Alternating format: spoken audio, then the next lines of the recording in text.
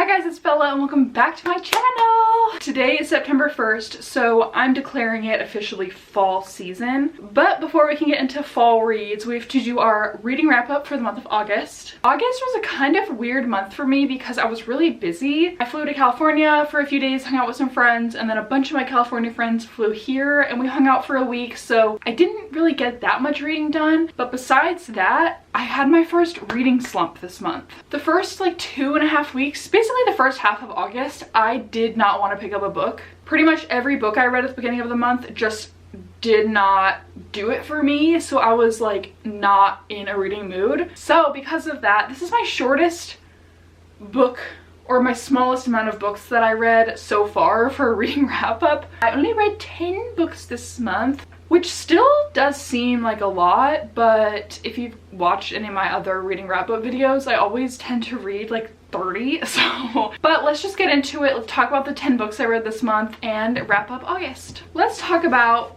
The Prison Healer. So this book, I feel like I've seen a lot about online, and a lot of people don't love it. They say it's really slow, not much happens, but all the books leave off on crazy cliffhangers, so you want to keep reading even though you didn't love the book. So I kind of went into it expecting that, and it was very true for me. It's about a 17-year-old girl named Kiva who was captured as a child and is in prison, and she has worked her way up in the prison and has gained the respect of the warden, so she is able to work in the infirmary and has a lot more freedoms than a lot of the other inmates have. In the book, there is a rebel queen who is captured, and she's kind of entered into a Hunger Games style trial, and the rebel queen is so physically messed up. Like, she came in just like in the worst shape ever. So our main girl, Kiva, takes the place of the rebel queen in these trials. I will say that the trials she faced are some of the most intense trials I've ever seen in a type of book like this. One is she's literally sent down underwater for like, I don't know, 10 minutes, and if you survive, you live. And one was she was literally burned alive in like a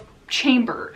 But she has like the help of some people and there's a little bit of magic in here, so she's able to survive all the trials. This is also one of the first books I've read written in third person. I tend to like avoid third person, not that I don't love it, but I didn't like it for this one. It's a book that's constantly info dumping. Like, the author repeats the same information you already know like 50 times throughout the book, so you're kind of like, I know this, like I know. I had to pull every strength in my might, like to finish this book, and the last page went absolutely freaking crazy. The most crazy reveal ever, and it does make me want to read the next one, but I didn't enjoy the story necessarily, so I don't know. I gave this book 2 stars. And then I read Ali Hazelwood's current release, Not in Love. I've also heard a lot of things about this online too, so I kind of went into it with expectations. I did end up giving it 3.75 stars. So our main character, Eli, has covered a loan of our female character, Rue's company. So he kind of comes in with his company that's, you know, basically gotten him out of the hole. His company starts changing things and they're taking over her company that she works for.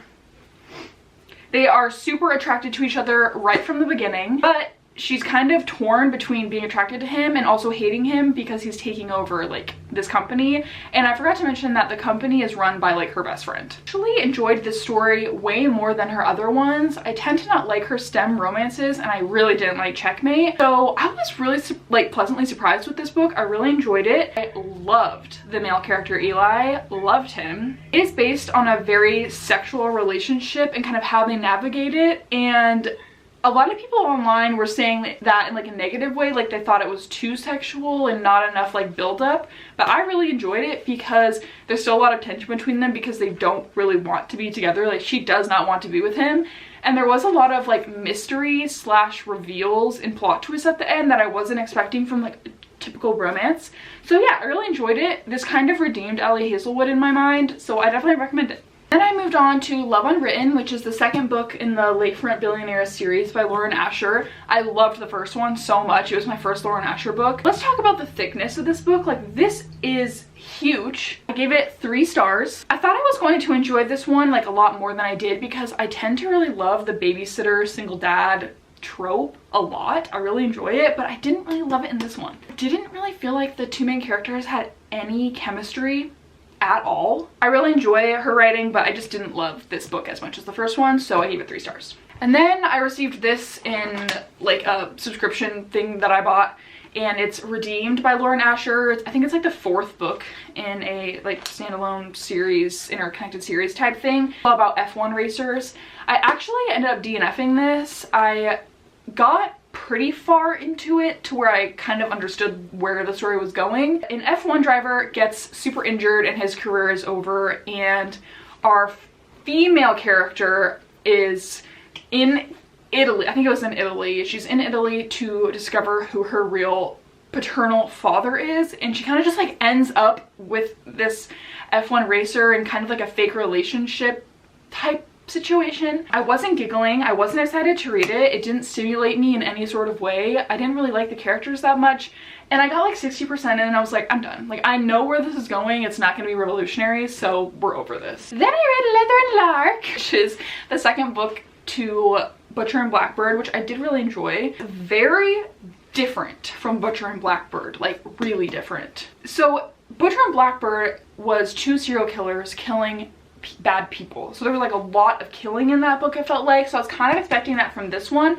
but this one was more focused on like behind the scenes and making deals and finding the right rivals in powerful families to protect your family from being killed, not necessarily the 2 main characters killing people. Sloane and Rowan from Butcher and Blackbird do make a lot of appearances in this book. I did start to listen to the audiobook around 60% and it like fully lost me, like 100% lost me. More following and investigating another serial killer, not really killing themselves. I also didn't feel like the characters had really any chemistry at all, and it was hard to stay connected to the story. Another thing is I really didn't know who like anyone in the story was. Like, I felt like there were too many characters that didn't matter, so characters would come up in the story when I was listening to it and I was like, who is that?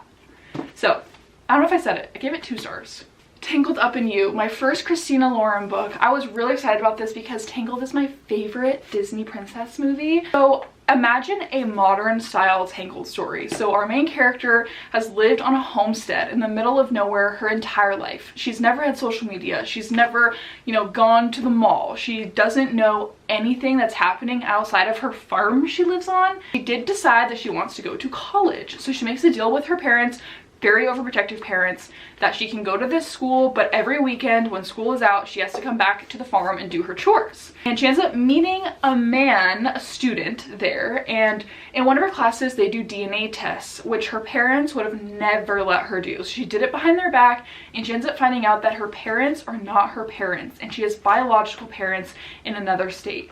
So the book is about her going on a road trip with our male character, the bad boy, but also good boy, guy at the school that everyone has a crush on. He ends up taking her reluctantly to this other state to try to find who her family is. Lots of twists, lots of turns. Imagine Tangled, but modern. It was so good. 4 stars. I loved this book. I was really excited to read this book, Delilah Green Doesn't Care by Ashley Herring Blake. There's also 2 other ones. There's like the Astrid one and Iris Kelly, and I will probably read them eventually. But this was my first sapphic romance. I was really excited to read it. I gave it 3.5 stars. I love the dynamic between all the characters. Like, even the side characters were important to the story, which I really like when authors can make the side characters as important as the main characters. It wasn't really a cheesy romance. It felt more realistic. And the scene is a wedding happening and it's opposites attract.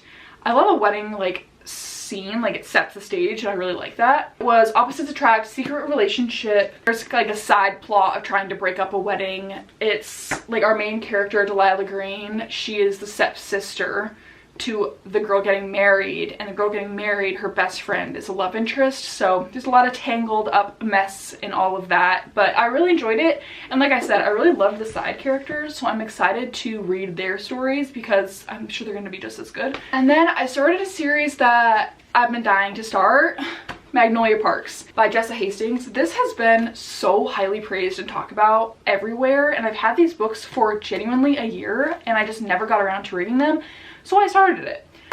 Magnolia Parks. Imagine Gossip Girl in London. Very, very rich characters. I give it 4 stars. It's dual point of view between our 2 main characters, Magnolia and BJ. I love her writing. I love how it's super fast paced. Like, the sentences are really short it feels as if someone is telling you a story, and they genuinely like do act as if they're telling you a story. Like, they refer to you as the reader a lot. These characters have the most toxic relationship literally ever, but it's crazy because you somehow still root for them in the end. There was a reveal at the end that I did guess, so it wasn't that shocking to me, but if you didn't guess it, I'm sure it was like really crazy. But even though I guessed it, it still freaking broke my heart. Like, I thought about this book for days after. And I love that one so much, but I didn't have Daisy Hates, so while I was waiting for Daisy Hates to come in the mail, I read Bridesmaid Undercover by Megan Quinn. This is the second book to Bridesmaid for Hire, which I loved. I did not like this book. I gave it 2 stars. The couple was way too flirty too fast. Like, it was almost like hard to believe that they didn't have crushes on each other from the beginning because it was too flirty. They did have a sort of email type relationship at the beginning, and I love when that happens. It reminds me of the Yours Truly by Abby Jimenez with the like writing notes back and forth. I love that style of relationship building. I complained about this when I reviewed Bridesmaid for Hire. Like, literally every character either has an H name or an M name, and so you're constantly like, wait, which one is which? Like, give some variety to your character names.